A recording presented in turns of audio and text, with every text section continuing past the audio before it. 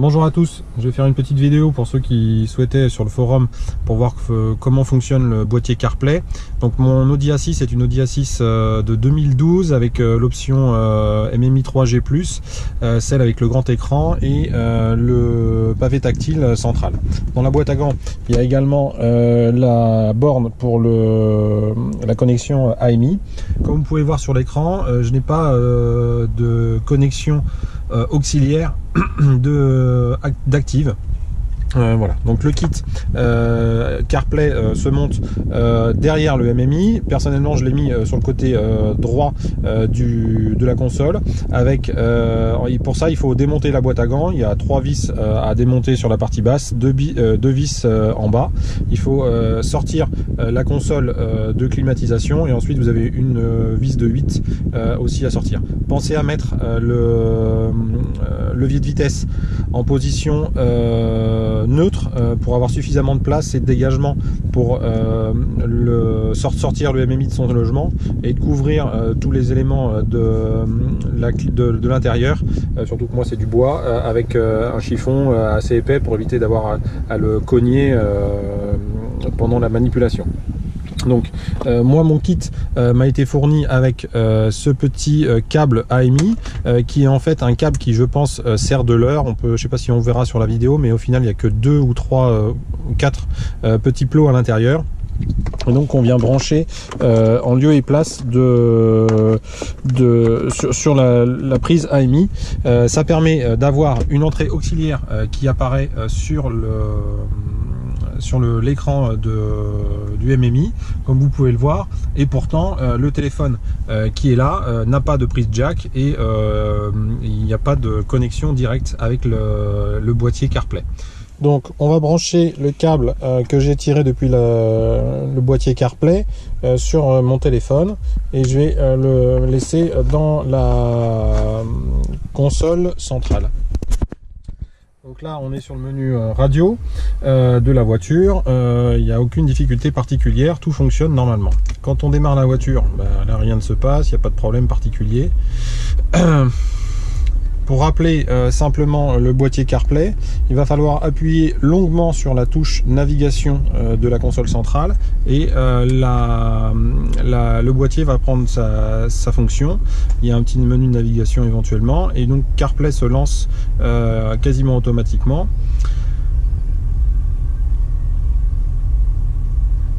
Voilà, donc le boîtier s'est initialisé, tout est fonctionnel. Vous avez ici donc la vue avec les applications que j'ai mis en place, dont Waze, Google Maps, Plan, qui est fourni par défaut avec CarPlay.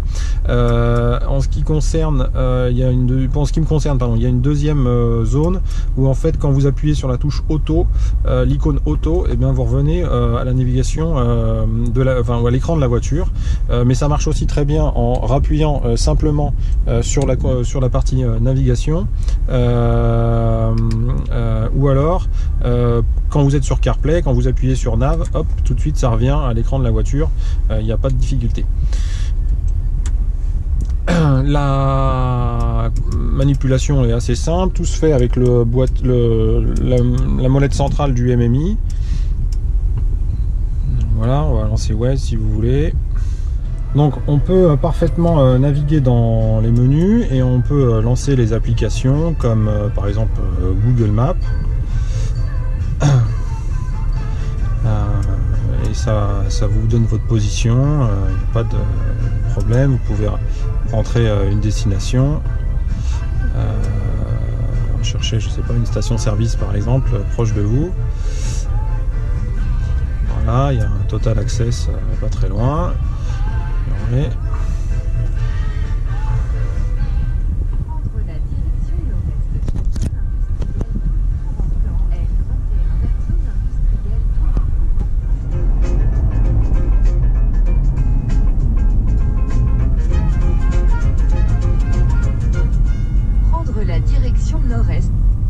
prendre la direction nord-est sur route de Lourdes vers D7.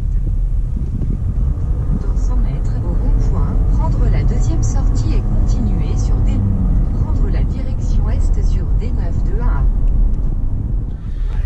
contrairement à ce que j'ai pu dire sur le forum, L'utilisation de la caméra de recul n'entraîne pas de difficultés particulières. Maintenant j'ai fait pas mal de routes aujourd'hui et j'ai pu me familiariser un petit peu plus avec le fonctionnement du boîtier que j'avais assez peu utilisé finalement depuis son installation.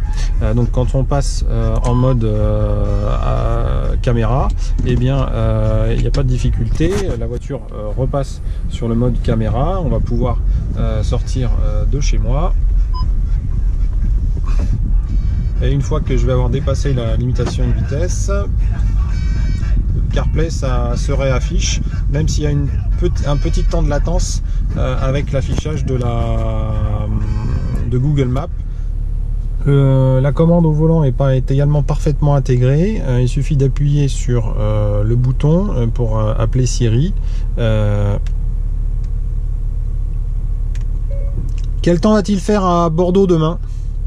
On dirait que le ciel sera partiellement couvert à Bordeaux demain. La température maximale sera de 23 degrés et la température minimale sera de 12. Les données météorologiques proviennent de The Weather Channel.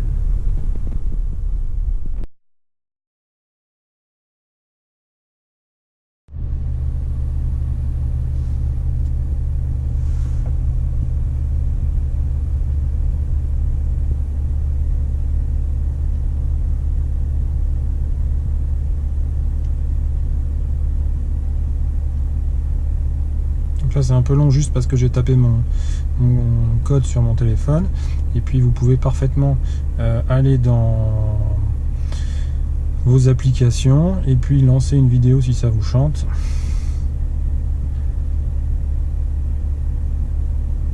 Je sais pas si je vais avoir beaucoup de débit.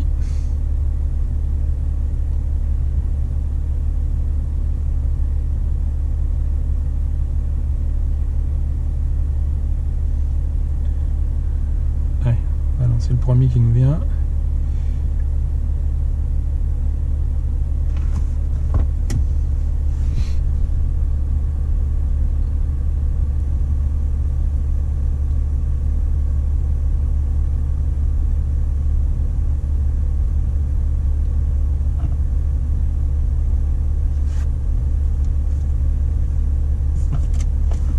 Il n'y a pas beaucoup de débit en 4G. Faire autrement, je vais lancer un des dessins animés que je dois avoir dans le téléphone pour mes enfants.